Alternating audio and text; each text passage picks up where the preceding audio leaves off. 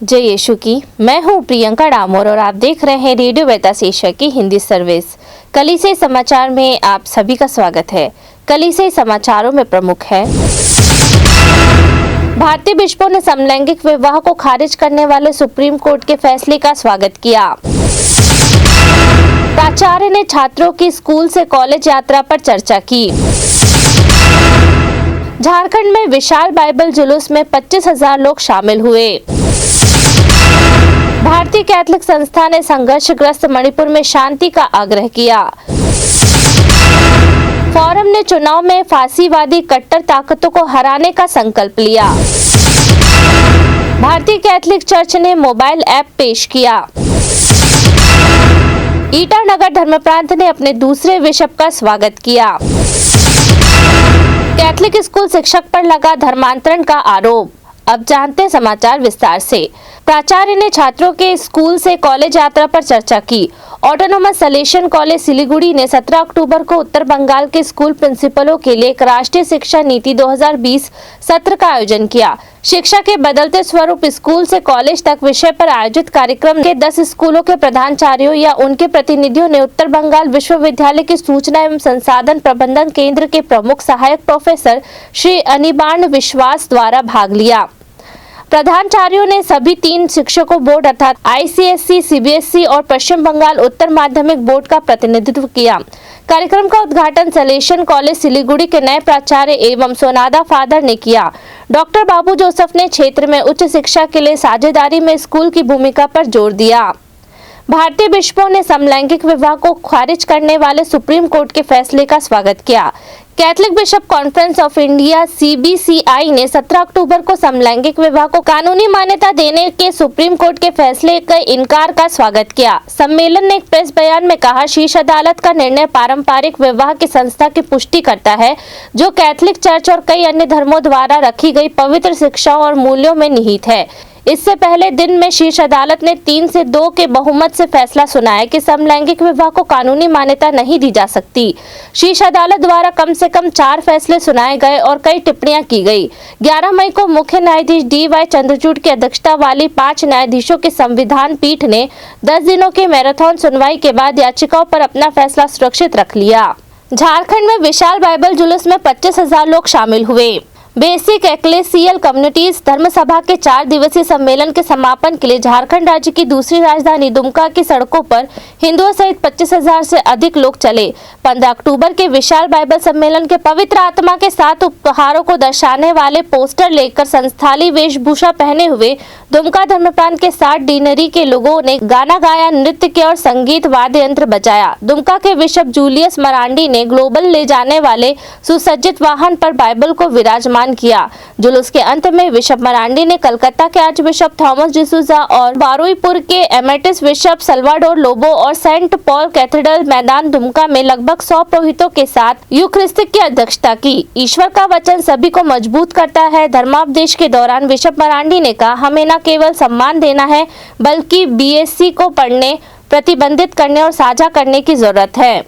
भारतीय कैथलिक संस्था ने संघर्षग्रस्त मणिपुर में शांति का आग्रह किया। धार्मिक धर्म बहनों, पुरोहित और धर्म भाइयों के कैथलिक निकाय ने मणिपुर में शांति की बहाली का आह्वान किया है, जहां लगभग 200 लोग, ज्यादातर जातीय आदिवासी ईसाई मारे गए और 50,000 से अधिक विस्थापित हुए हैं। मणिपुर में न्याय और शांति तुरंत बहाल की जानी चाहिए।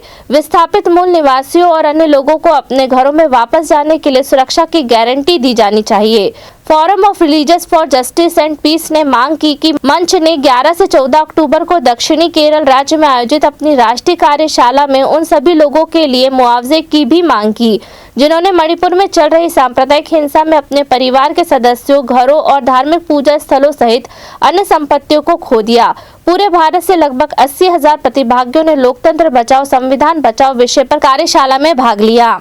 फोरम ने चुनाव में फासीवादी कट्टर ताकतों को हराने का संकल्प लिया।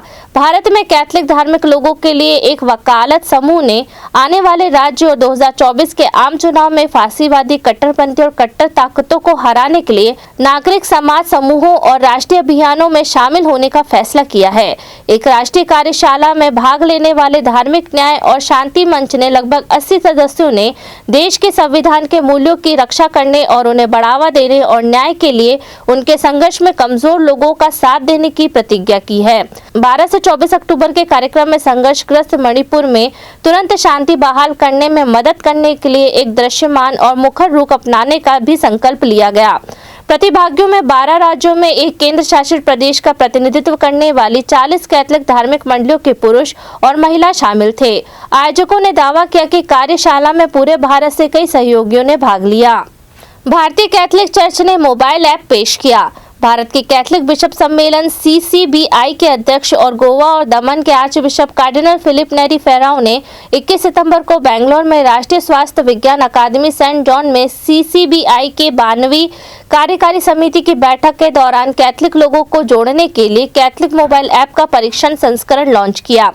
CCBI मीडिया एपोस्टोलेट ने कैथलिक कनेक्ट विकसित किया है, जो एक ऐप प्लेटफॉर्म है जो भारतीय कैथलिक समुदाय को भारत और अंतर्राष्ट्रीय स्तर पर जोड़ता है।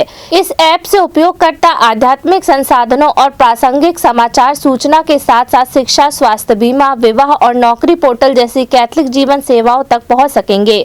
आसपास के चर्चों को खोजने के अलावा उपयोगकर्ता ऐप के माध्यम से भारत में चर्च की सेवाओं का भी लाभ उठा सकते हैं।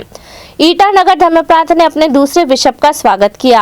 अरुणाचल में ईटानगर धर्मप्रांत ने 10,000 से अधिक लोगों की उपस्थिति में अपना दूसरा बिशप स्थापित किया है। 15 अक्टूबर को गुवाहाटी के आर्च बिशप जॉन मुलचीरा ने सेक्रेड हार्ट चर्च नाहरलागुन, जो हिमाचल की तलहटी में एक शहर और राज्य की राजधानी ईटानगर का हिस्सा है, में बिशप बेनी एदाथर्टेल के धर्माध्यक्षाभिषेक का नेतृत्व किया।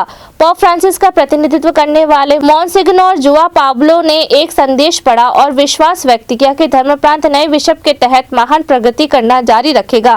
पोप ने 29 जून को बिशप जॉन थॉमस का इस्तीफा स्वीकार करने के बाद नए बिशप की नियुक्ति की घोषणा की, जिन्होंने पिछले 17 वर्षों से ईटानगर धर्मप्रांत का नेतृत्व किया था।